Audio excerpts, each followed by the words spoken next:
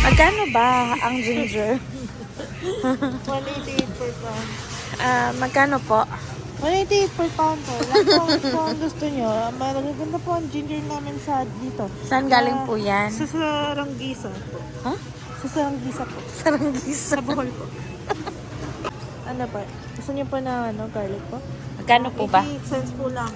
Ganito pong ganito po. 88 cents lang po. Galing sa Ranggola. Saranggola. Sige, kuha tayo ng isa. Ano pa ba? Ito pala tayo sa superstore. Magkano? Spinach. $1.89. Tingin. Ito. Oh. Konti lang. $1.89 na. $1.79 kayo.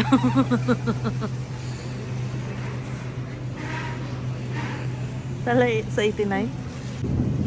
Kumuha din pala ako ng ng Tomatoes. apple. Ng apple. Pero silang ganito, oh. Hindi mo yan nauubusin, promise.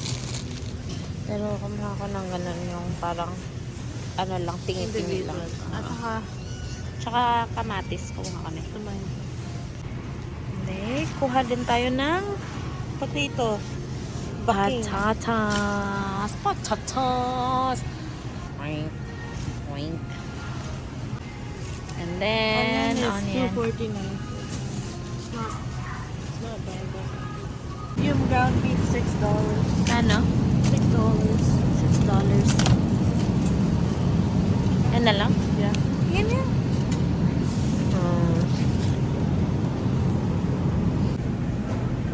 Kahanap din tayo ng manoks ng kunams para sa tinola. This $14. one. Let's check if there's cheaper ones. Okay. Okay, ito na lang siguro tong chicken breast. Yeah. It's $25, pero I guess Mahal. hanap tayo na iba pa. Okay, so guys, wait lang. Tama ba? Okay na yun. Kung 18 pack na eggs for $6.59. nagkakaubusan dito ng mga eggs. Yung may mga nag-viral ngayon na nag-aagawan ng eggs dun sa Costco. Pero so far, okay naman yung eggs ngayon. Wala nga lang yung yellow eggs na hinahanap namin lagi. So hanap na kami ng bread. Last week naghahanap kami nitong lumpia wrapper, spring roll wrapper, pero wala sila ngayon. Kadami na. Odza. Meron din dito, oh. Yan. Kaya dito na tayo sa counter. So far, ito yung nasa stand natin. And this one. And we are at $35. 37. Oh my God, ano ba yan?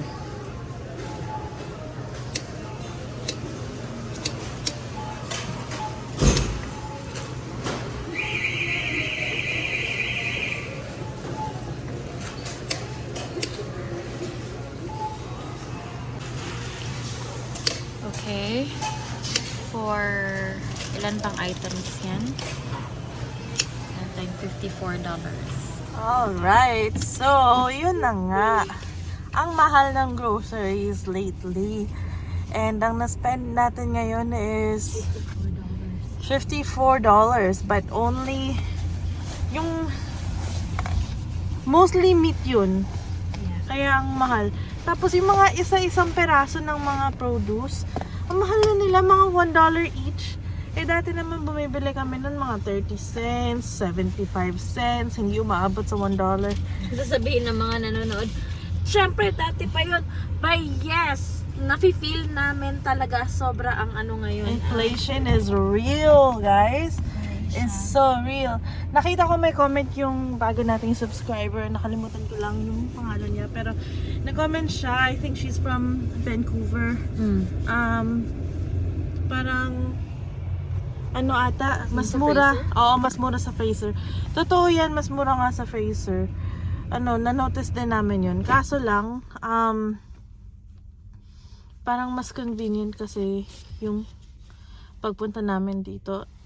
Although, malapit lang naman din yung Fraser and Kingsway. Kingsway ba yun sinabi niya? Fraser and I think 49. Fraser Fraser and and Victoria. 49. Basta ganun. But who Yeah. knows? We'll check again Yeah. doon kasi baka Try namin. i-consider namin yung ibang grocery namin na dun din kasi hindi mahal naman na eh. lahat. Oo, hindi naman lahat nakukuha din namin sa superstore. Minsan nag-jump kami to TNT. So might as well try yung medyo Totoo. sa amin. But we'll Ngayon, actually, wala kaming nakitang sayote. So, siguro sa mga places na yung maliliit na mga Asian store, siguro may sayote pa doon. Pero dito wala eh. Wala kami nakita. But anyways, 6:03 na, uwi na kami. Magluluto ako, mabilisan ng tinola. Tapos kakain na kami. And then, pagkatapos namin kumain, kami ay manonood ng The Last of Us sa HBO. So, tuloy na lang natin to pag-uwi. Samahan niyo na lang ako magluto. Kasi, wala na kaming ganap eh. Okay, bye. See you See sa you bahay. later. Tinola. So, yeah, that's it. We're gonna eat now. Yeah, we couldn't find sayote kanina kaya nag-add na lang kami ng broccoli. But, yeah, just for extra veggies. Broccoli and spinach. And then this is the pot that Mom and Dad gifted us.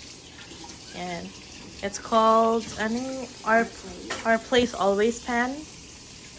And it has a holder here. Tapos sakto siya sa parang gap nito para mako-close siya entirely shut pero naka-hold pa rin to. So you don't have to place this down on another plate or something. You can just keep it here. Hindi siya mahuhulog because it has ano ba yun?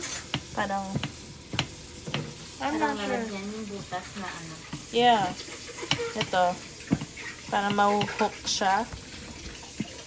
And then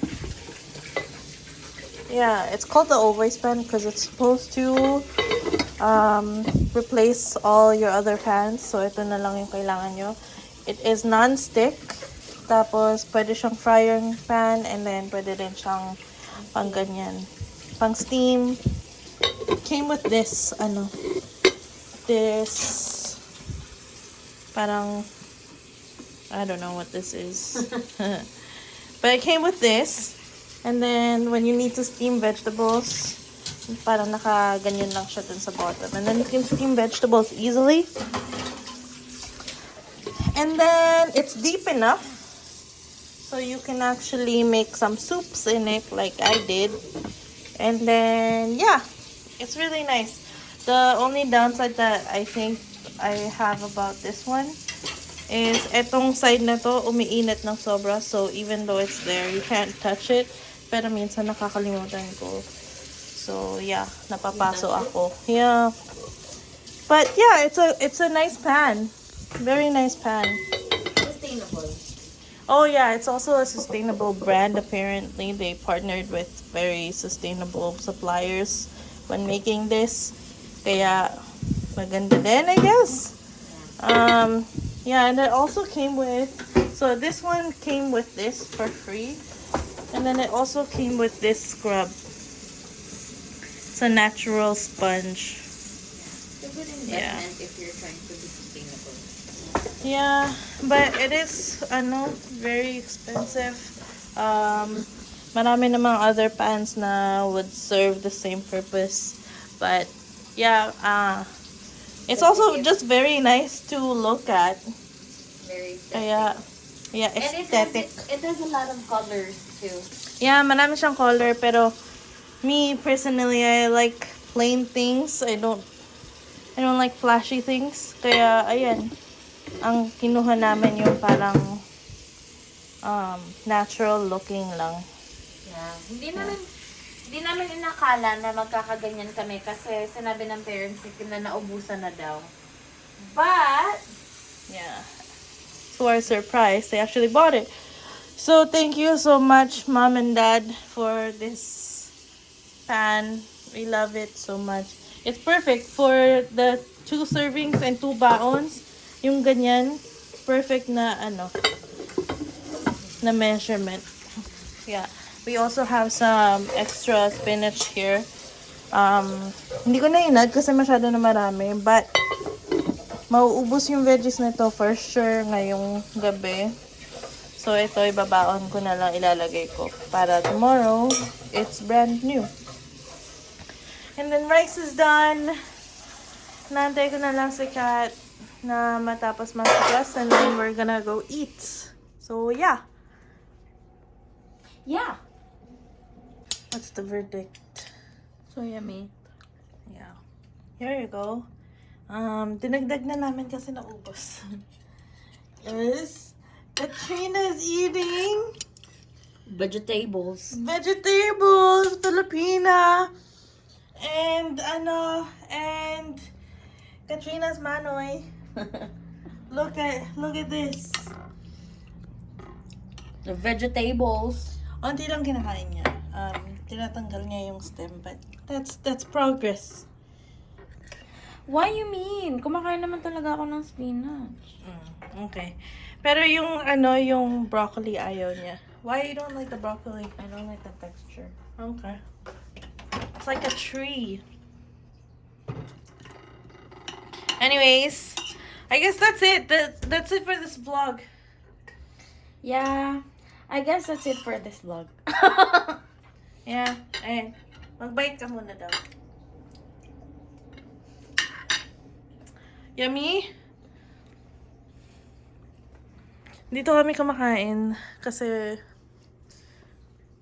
wala yung namin. Yung table namin nasa loob ng room. Kasi nilagay namin doon yung TV. So, yeah. Anyways, thank you all for watching. Please like and subscribe. And we have another vlog on Friday, so please watch for that one. And since we didn't go live last Saturday, we will go live this Saturday. And it's gonna be even better than what we could have done last Saturday. So it's gonna be good, guys. Okay, salamat sa pag-watch. Bye!